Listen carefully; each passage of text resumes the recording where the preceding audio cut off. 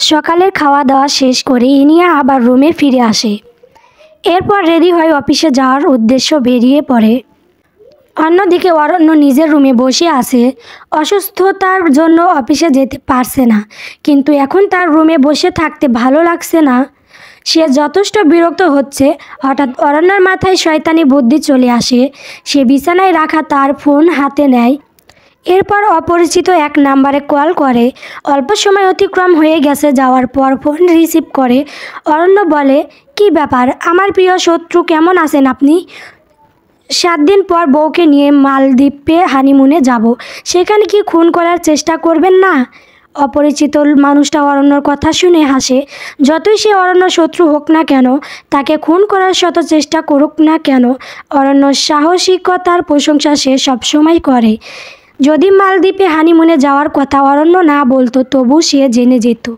অপরিচিত মানুষটা বলে, 7 দিন পর মালদ্বীপে হানিমুনে যাব, কিন্তু এর আগে যদি তোমার বউ অ্যাক্সিডেন্টের আসল ঘটনা জেনে যায়, তখন কি হবে? ইনিয়া কি স্বামীর বিশ্বাসঘাতকতা সহ্য করতে পারবে? যদি 7 দিনের মধ্যেই তোমাদের ডিভোর্স হয়ে যায়? অপরিচিত শত্রু কথা অরণ্যকে ভয় দেখানোর জন্য বলেছে, কিন্তু অরণ্য ভয় পায় না, বরং সে শব্দ করে হেসে ওঠে, যেন তাকে কেউ হুমকি না বরং কৌতূহল শুনিয়েছে। অরণ্যর হাসি শব্দে শত্রুর সমস্ত শরীর রাগে জ্বলে যায়।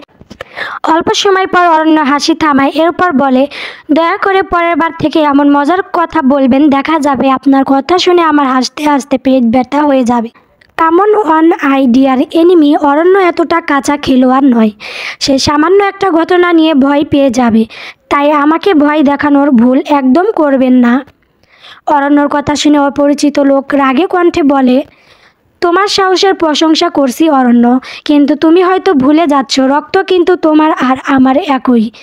আর অ্যাক্সিডেন্টের ঘটনার সমস্ত প্রমাণ রয়েছে আমার কাছে। যদি এই প্রমাণ ইনিয়ার কাছে যায়, তখন কি হবে?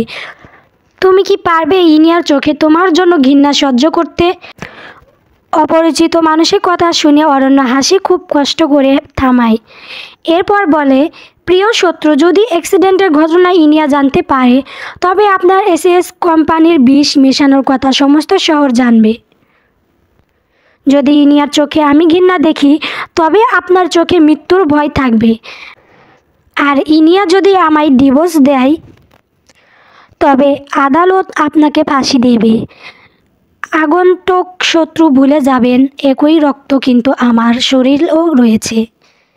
আর আপনার সকল অপকর্মের প্রমাণ আমার কাছে আছে। সো চয়েস ইজ ইউরস, মৃত্যুর বরণ করবেন না অ্যাক্সিডেন্টের ঘটনার সত্যি লুকিয়ে রাখবেন।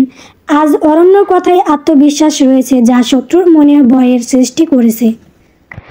ফোনের অপর পাশের অবস্থান করা মানুষের বুকের ধুকপুক আওয়াজ অরণ্য শুনতে পারছে, যা শুনে অরণ্যর মুখে পৌষাচিক হাসি ফুটে ওঠে। যুদ্ধের অংশগ্রহণ করার আগেই যদি শত্রু হেরে যাওয়ার ভয় পায়, তবে তার চেয়ে আনন্দের বিষয় কী হতে পারে? আর যদি অ্যাক্সিডেন্ট সত্যিটা ইনিয়া জেনে যায়, তবে অরণ্য খুব ভালো করে জানে তার বউকে কী করে নিয়ন্ত্রণ করতে হবে। অভিনয় করাই অরণ্য এক নিখুঁত অভিনেতা। আর বর্তমানে ইনিয়া অন্ধ বিশ্বাস করে অরণ্যকে। হাজার তথ্য প্রমাণ যদি ইনিয়ার সামনে থাকে, তবু ইনিয়া অরণ্যকে চোখ বন্ধ করে বিশ্বাস করবে। অপরিচিত শত্রু মুখে রহস্যকর হাসি বজায় রেখে বলে, যদি ইনিয়াকে তোমার সামনে খুন করি আমি, তখন তোমার এত জেদ আর অহংকার কোথায় থাকবে? তুমি ভীষণ স্বার্থপর অরণ্য, শুধুমাত্র নিজের খেলার গুটি হিসাবে ইনিয়াকে ব্যবহার করে গেলে। অপরিচিত কণ্ঠে ইনিয়ার হত্যার কথা শুনে অরণ্য প্রচুর রাগ হয়। অরণ্য বলে, সাহস থাকলে আমার বউয়ের শরীরে একটা আঁচড় কেটে দেখান। আর শুনুন, ইনিয়া আমার খেলার গুটি না, বরং ও আমার ভালোবাসা। যদি ইনিয়ার কিছু হয়, তবে ভুলে যাব আপনার সাথে আমার কোনো রক্তের সম্পর্ক রয়েছে। আমার ইনিয়া যদি খুন হয়, তবে আপনার পরিবারের প্রতিটা সদস্য কবর খুঁড়ব আমি। প্রতিটা লাশকে এমন করে খুন করব যে রাস্তার কুত্তা অবধি ভয়ে 10 হাত দূরে চলে যাবে। অপরিচিত মানুষটা বলে, এত ভালোবাসো ইনিয়াকে? তবে তো ওকে খুন করতে হয়। তোমার বিষয়ে অনুষ্ঠান কোনো গিফট দেওয়া হয় নাই, কিন্তু হানিমুনে ইনিয়ার লাশ উপহার দেব তোমাকে আমি। শুনুন বউ হয়ে আমার ইনিয়া, সারা জীবন আগলে রাখবো ওকে আমি। যতদিন অরণ্যরাজ চৌধুরী নিঃশ্বাস রয়েছে ততদিন তার বউয়ের কোনো ক্ষতি হতে দেবে না। আর শুনে রাখুন, যদি ইনিয়ার খুন করার চেষ্টা করেন তবে আপনার কাফনের কাপড় কেনার চিন্তা ভাবনা করে রাখবেন। ফোন রেখে দেয় অরণ্য। ভীষণ রাগ হচ্ছে এখন তার। মালদ্বীপে আবার নতুন কোনো বিপদ অপেক্ষা করছে, যা অপরিচিত শত্রুর কথা শুনে সে বুঝতে পারে। তবে এখন সমস্ত ঝামেলা শেষ করা উচিত। এইবার সকলের সামনে আসল খুনির পরিচয় নিয়ে আসা হবে। সব রহস্য শেষ করে অরণ্য একটা সুন্দর সুস্থ জীবন কাটাতে চায় ইনিয়ার সাথে।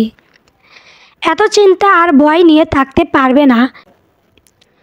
আর ইনিয়াকে তার জীবন থেকে কিছুতেই হারিয়ে যেতে দেবে না, অসম্ভব।